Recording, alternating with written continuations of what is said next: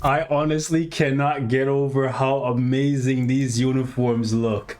Take nothing away from whoever designed Black Bolt's uniform, but I am in love with this new look for Morgan Le Fay, coming in looking like Mistress Death or Hela 3.0. Guys, let me know what you guys think of this new uniform for Morgan Le Fay. It is more than likely going to be a paywall uniform, so I'm gonna put that out there right now. These are seasonal uniforms for Halloween, and in the right corner here, as you can see, there is a T4, which means Black Bolt is going to be getting tier 4. I know some of you guys are recently chosen from the 150 million download tier 3 selector. However, do keep in mind that this is going to be one of those uniforms that do not go on sale, so it's going to be 1750 crystals. More than likely, Morgan Le Fay is going to be getting tier 3. Otherwise, she's going to be in limbo unless she comes in and offers an amazing support passive.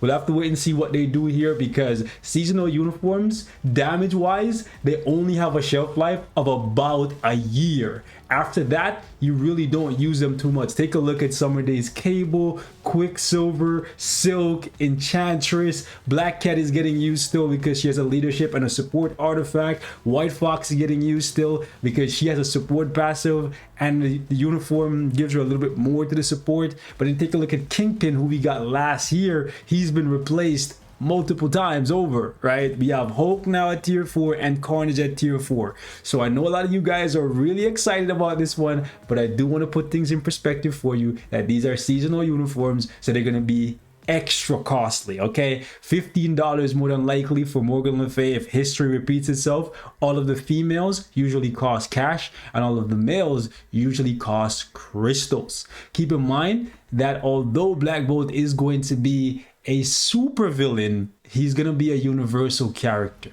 So there's at least one day in ABL where he's going to be competing with Thor. Not too sure how he's going to pan out against the God of Thunder, but it will be interesting. Nothing less than being able to lap Thor or like easily out DPS him in ABL will suffice, considering the cost and the fact that there is not going to be a discount on this uniform. I'm kind of hoping that they take Black Bolt to the PvP direction. I would love to see him in the timeline arena. So you guys let me know what you think on that front.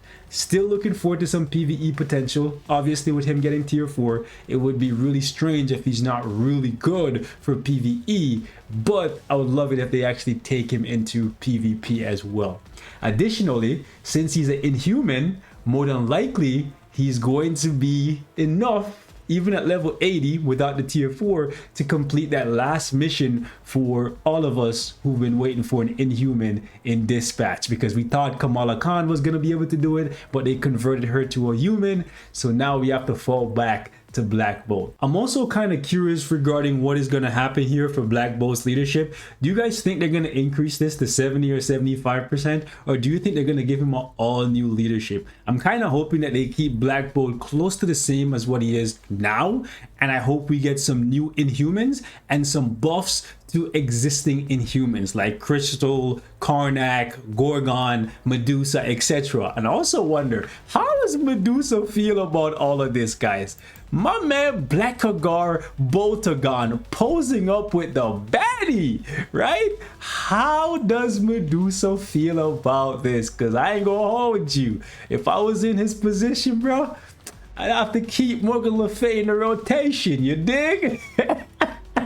Hey man, let me stop it. But yeah, it'll be dope if they actually make it so that Black Bolt's 4-star passive stay the same, maybe give him some damage reduction here, or up the damage reduction that he has on his current uniform from 15% to 35 or 40%. That would be pretty dope. I think around there would be nice. I would also like to see him get a better heal, because the heal he has right now is 15%. I think where we are in the game right now, anything less than 30% is not good enough for high stages and high level content. So if it's going to be a 15% heal, he needs multiple skills with it, or he needs to get one of those healing passives like Wolverine that heals him over time. But I think a 35-40% heal would be nice, you know, kind of like Iron Man.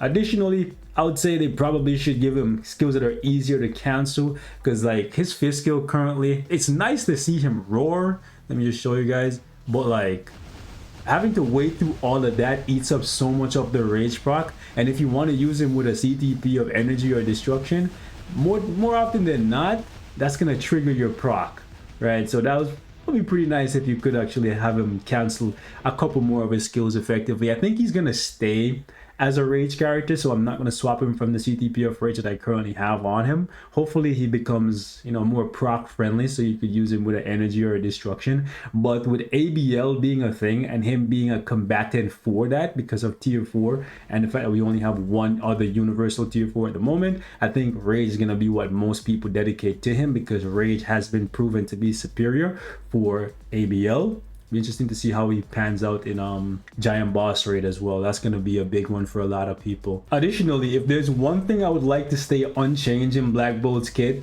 it's actually his tier 2 passive. 25% chain hit damage is really nice if he's going to be staying as a rage character, because then you're only really missing some ignore dodge, and being level 80 and tier 4, you don't really need ignore dodge as much, and then he also gets ignore dodge from his tier 3 skill. So I'm curious to see what they're going to do for Black Bolt here.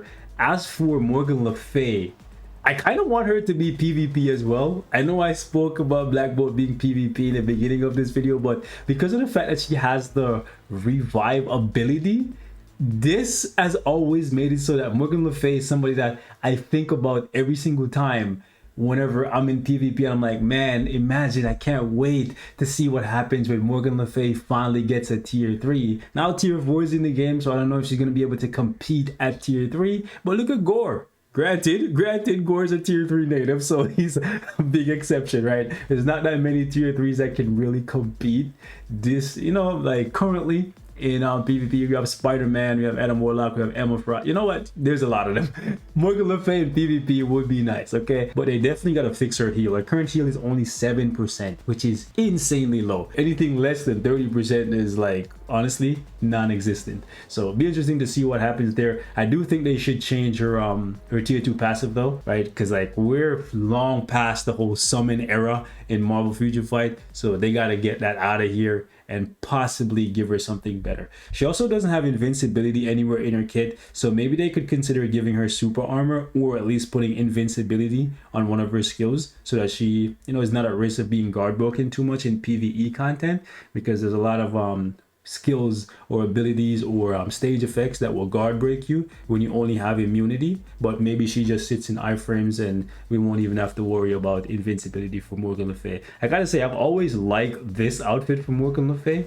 so her getting a new uniform, I'm gonna miss this look for her, but man, the new one just looks even better. Like, come on, bro, whoever designed this, they have a thing for Morgan Le Fay. Now the only downside, well, there's a couple downsides to this, right? Obviously, her being paywalled, which is more likely going to be the case, is a downside. The second downside to this whole thing, and the one that's going to annoy a lot of people and is bothering me right now, so I wouldn't be me if I didn't share my thoughts with you guys, is the fact that we're having a Halloween event, and this is the prime opportunity for Netmarble to actually release the tier 3 for Green Goblin. We're still a couple weeks out from the Wakanda Forever update, and I know for sure we're not getting an October update, okay? This Halloween event is what they're gonna use to fill the gap until Wakanda Forever, which isn't gonna be out until November 11th. So we still have 3+ weeks of waiting to go. They could easily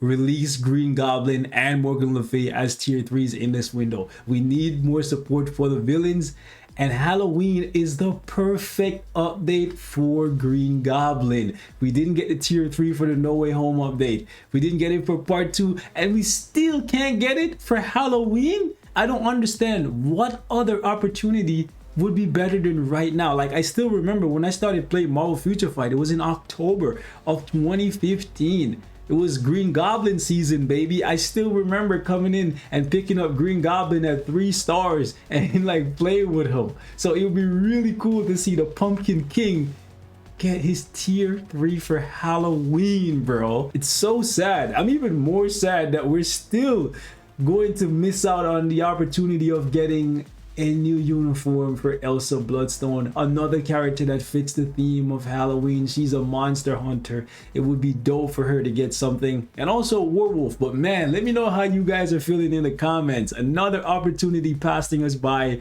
for Green Goblin to get his tier 3. It is so sad. Now, for any of you guys who are wondering what they said on the forums here, this is what they said. The inhuman king who silences others with his voice and the centuries-old master witch have each turned to darkness in search for power and returned to Marvel Future Fight with new looks. The Fallen. And then it says, check out the new looks of the mystic villain and the inhuman ruler who have fallen to darkness. We will announce more information through the patch details later. This means we're not going to be getting another sneak peek tomorrow. We're not going to see anything from them until next week, Tuesday, when we get the patch notes. It's unfortunate, but these are the only things that we're getting for the Halloween event. It's going to be a token event where you spend money more than likely, and they're going to give up maybe 10 tokens for free, and then you're going to have to pay for 20, and then you put those 20 with the 10 that they give you for free, and you're going to be able to get Morgan Le Fay's uniform more than likely, unless they switch it up on us and make it so Black Bolt is the one that you have to pay for. Let me know how you guys feel about that, because I think Black Bolt has a bigger fan base. I know the Inhuman King, Blackagar Boltagon, has a bigger fan base than Morgan Le Fay. But looking at these uniforms, which one would you rather have at your disposal? Which one would you rather have? I don't know about you. If I was a free-to-play player, I would take Morgan Le Fay over Black Bolt. Personally, if one of them was gonna be free to play and the other was gonna be paywall. And I'm saying this because there's probably gonna be another like 2 or 3 opportunities for Black Bolt to get another uniform. Morgan Le Fay, however, I don't know how often there's gonna be uniforms coming around for her specifically, and she doesn't have that big a fan base. But maybe I'm just a simp, okay? Maybe I'm just simping for pixels.